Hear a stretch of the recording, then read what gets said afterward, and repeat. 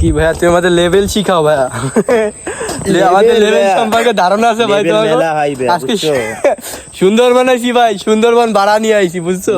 দেখো সুন্দরবনে কোনো লোক নাই, ওই যে পিছনে আছে দুইজন, তা আমাকে সাথেরই, পুরো সুন্দরবনে কেউ নাই ভাই। লেভেল করতে পারবো না, লেভেল ভাই এখন লেভেল হাই। গাইস আমাদের টুরিস্ট গাইড হিসেবে একজন আমরা পেয়েছি, এই যে আমাদের সামনে সেই ভাই, আমাদের বান্দর ভাই। ভাই আসতে যান ভাই না বলছি কেমন বুঝলি?